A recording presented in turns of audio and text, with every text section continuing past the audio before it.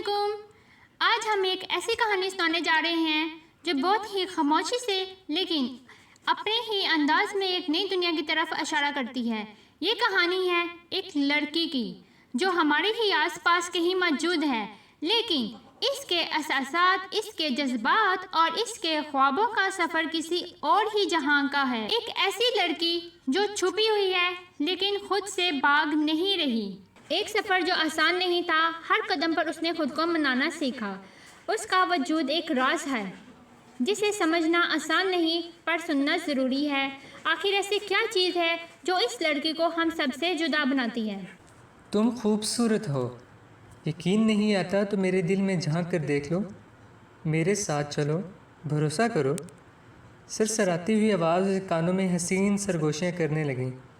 سرد کپ کپاتے لب دھیرے سے مسکرائے۔ کتنا دلکش تھا وہ وقت، وہ لمحہ۔ یقین و بے یقینی میں سفر کرتے رہنا اور آخر میں یقین کر لینا، خود کو توڑ لینا۔ ہاں، یقین مٹی کے انسانوں پر کرنا کبھی نہ کبھی توڑ ہی دیتا ہے، لہو لہان کر دیتا ہے۔ ہا ہا ہا ہا ہا، یکدم میٹھی سرگوشیوں میں کسی کی زہر خنندہ کہہ کے گونجے۔ اذیت سی اذیت اندر باہر اس کے ٹوٹے بکھرے سرد پڑتے وجود میں بکھر کر اس کی روح کو چھلنی کرنے لگے۔ رات کے اس پہر جب ہر کوئی اپنی دنیا میں مست تھا، وہ وجود جس کا ہونا نہ ہونا بے معنی تھا، یا شاید دنیا کے انسانوں کے لیے مذاق یا غلاظت، جسے کچھ بھیڑی اپنی ہوس کا نشانہ بناتے، وقت ان کی غلاظت سے بھی تب کراہت محسوس نہیں کر پاتے۔ کیسی منافقت ہے یارب! کیچڑ سمجھنے والے تنہائی میں اسی میں گرنا چاہتے ہیں۔ سرد موسم میں سڑک پر پڑے اپنی زندگی کو دھیرے دھیرے ختم ہوتے دیکھ رہا تھا۔ ارد گرد خون ہی خون تھا، جیسے وہ بھی اس کے جسم سے چھٹکارا پانا چاہتا ہو۔ درد بہت ہی کھوکھلا لفظ تھا، اس کے لیے درد تو اس کی سات پروان چڑھا تھا۔ گاڑیوں کے بند کھولتے دروازوں کے ساتھ بھاگتے دوڑتے قدم سناٹے کو چیرتے اس کے مردہ پڑتے وجود کی طرف بڑھ رہے تھے۔ سوجے ہوئے پپوٹوں کو بمشکل کھولنے میں آنکھوں میں بھرے پانی کی وجہ سے سب دھندلائی دکھائی دینے لگا۔ درد کی انتہا برداشت سے باہر ہوتی جا رہی تھی۔ اپنی آنکھوں کو دوبارہ دھیرے دھیرے بند کرتے سامنے کھڑے ان شریف اور پاک لوگوں کو اب اس کی نظریں دیکھنے کا گناہ نہیں کر سکتی تھی۔ تھک گئی ہے زندگی اب سفر تمام کر، لگتا ہے کوئی گاڑی کچل کر نکل گئی ہے۔ مردانہ آواز اس کے کانوں میں پڑی۔ ہاں، بہت زیادہ خون بہہ گیا ہے، اف، ایسا لگ رہا ہے جیسے کچھ جانور ذبح کیا ہو۔ دوسری مردانہ آواز نے افسوس کا اظہار کیا۔ ایمبولینس کو کال کرو، پہلے والے شخص نے پھر کہا، یہ آخری الفاظ سے جو اس نے سنے۔ آہستہ آہستہ ہر طرف اندھیرا چھانے لگا، اس کی اپنی زندگی کی طرح۔ 19 سال کی وہ خوبصورت نرم و نازک سی لڑکی گھر کے دروازے کی گھنٹی کے ساتھ ہی اپنے کمرے کی جانب بھاگی اور اندر جا کر دروازہ بند کر دیا۔ یہ بچپن سے ہی اس کی ماں کا حکم تھا، جب بھی بابا آئے ان کے سامنے نہیں آنا۔ ہاں، چھوٹی تھی تو نہ سمجھ تھی، باپ کے قریب جانے کی تڑپ اور دوسرے بہن بھائیوں کی طرح لاڈ اٹھوانے کی خواہش جو کبھی پوری نہ ہو سکی، اور شاید یہ خواہشیں قبر تک اس کے ساتھ جانے والی تھیں۔ ہاں، کچھ خواہشیں کب پورا ہوا کرتی ہیں، اور اس کی خواہش تو اس پانی کے بلبلے کی طرح تھی جو ہوا میں ہی ختم ہو جاتا ہے۔ افشاں بیٹی، اتنی جلدی کیا ہے، آرام سے ناشتہ کرو۔ ابو، میں کالج کے لیے لیٹ ہو رہی ہوں، بھرے ہوئے منہ سے بولتی اللہ حافظ کہہ کر وہ تیز سے قدم اٹھاتی پورش کی عبور کرنے کے بیرونی گیٹ کی جانب بڑھی۔ گیٹ کھولتے ہی سامنے اپنے کزن کو دیکھ کر رک گئی اور اسے گہری نظروں سے دیکھ رہا تھا۔ افشاں اسے دیکھتے ہی مسکرائی۔ کہاں کی تیاری ہے میری جان؟ سفیان نے اس کے قریب جھک کر کہتے ہوئے اس کے گال کو اپنے ہاتھ سے سہلایا۔ افشاں یکدم گھبرا کر پیچھے ہوئی۔ دونوں ایک دوسرے کو پسند کرتے تھے۔ سفیان اس کے تایا کا سب سے چھوٹا بیٹا تھا، ساتھ ہی گھر تھا ان کا۔ ابھی دونوں ہی زیر تعلیم تھے، اس لیے کسی کو کچھ پتہ نہیں تھا۔ افشاں کو لگتا تھا سفیان اس کے لیے پرفیکٹ ہے۔ اف، سفیان، کتنی دفعہ منع کیا ہے، ایسے مت بلایا کرو، کسی نے سن لیا پھر۔ ہاں تو سننے تو میڈم، تم سے شادی کرنی ہے میں نے۔ سفیان دوبارہ اس کے نزدیک آنے لگا جب اچانک اندر سے چیخنے چلانے کی آوازوں پر دونوں گھبرا کر اندر کی جانب آ گئے، لیکن لاؤنج کے دروازے پر آ کر ہی رک گئے۔ یہ ہمیشہ کا معمول بن گیا تھا، یا یہ کہنا زیادہ بہتر ہوگا جب سے زباریہ کی پیدائش ہوئی تھی، جو اپنے وجود کے ساتھ ہی ذلت باندھ کر لائی تھی۔ یہ سوچ افشاں کی تھی، اسی معاشرے کے کچھ بے حس اور جاہل لوگوں جیسی سوچ۔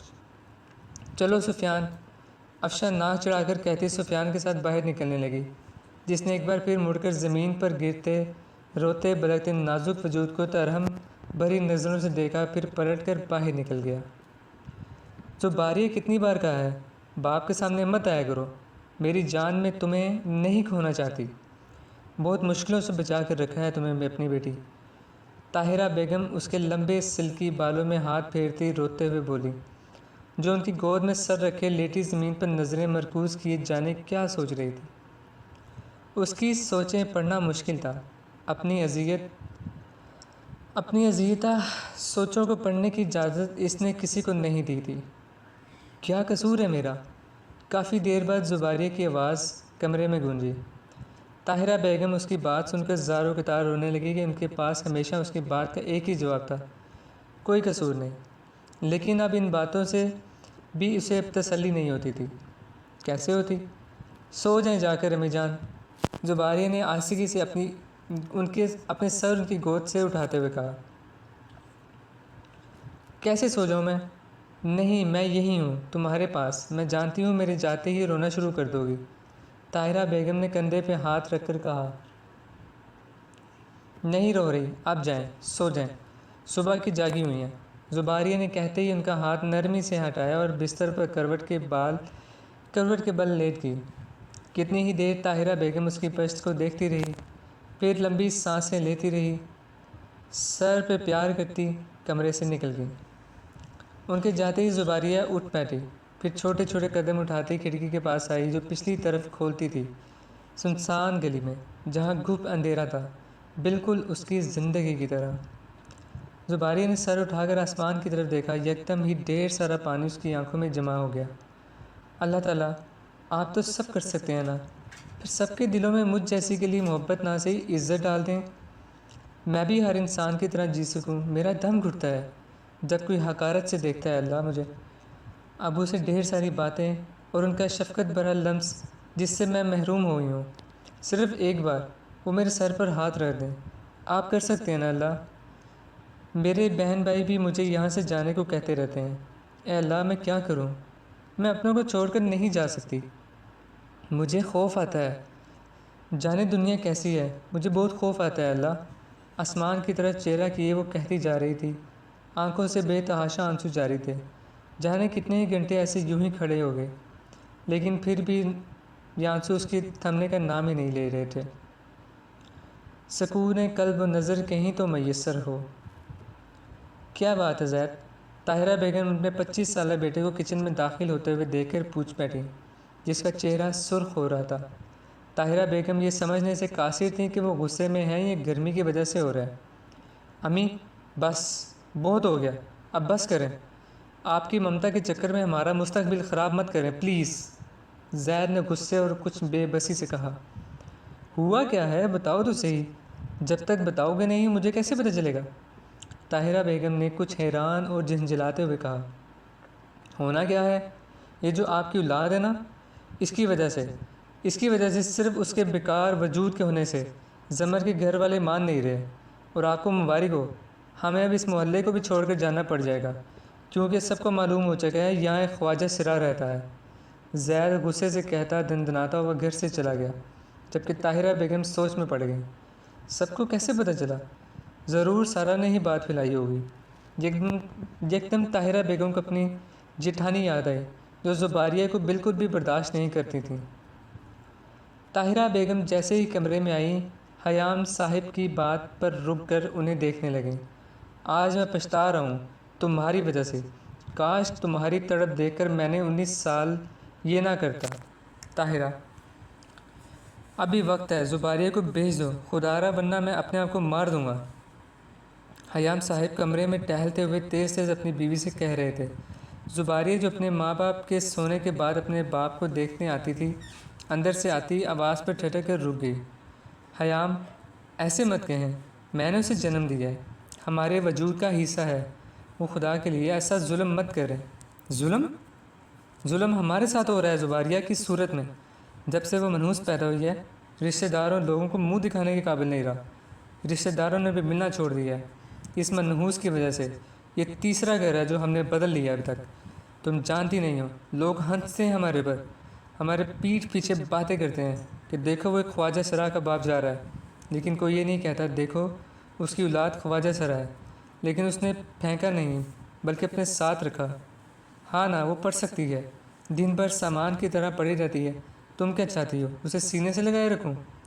تم اگر بھول گئی ہو تو یاد کر لو، ہماری 2 اولادیں اور بھی ہیں اور اب شادی کے لائق ہو چکی ہیں۔ تم خود بتاؤ، زید کی شادی ہوگی، اس کی بیوی کیسے ایسے گھر میں رہے گی؟ حیام صاحب بولتے بولتے ہانپ گئے۔ باہر کھڑی زباریہ سن ہو کر رہ گئی۔ مردہ قدموں سے چلتی کمرے کا دروازہ کھولتی چلتی ہوئی اپنے باپ کے سامنے جا کھڑی ہوئی۔ اچانک اس کے آنے پر دونوں نے حیرت سے زباریہ کو دیکھا۔ طاہرہ بیگم خوف زدہ سی دونوں کو دیکھنے لگی۔ آپ نے ٹھیک کہا ابو، اللہ تعالیٰ کو مجھے پیدا نہیں کرنا چاہیے تھا، ظلم ہو گیا سب کے ساتھ، لیکن اس میں میرا کیا قصور ہے؟ کہاں ہے میری غلطی؟ کیا گناہ ہے میرا؟ بتائیں بتائیں ابو بتائیں، آپ سب تو پڑھے لکھے قابل ہو گئے نا، ہر چیز جانتے اور سمجھتے ہیں، پھر مجھے اس کا جواب دیں، کیا قصور آخر میرا؟ میں ایسی ہوں، اس میں میری کیا غلطی ہے؟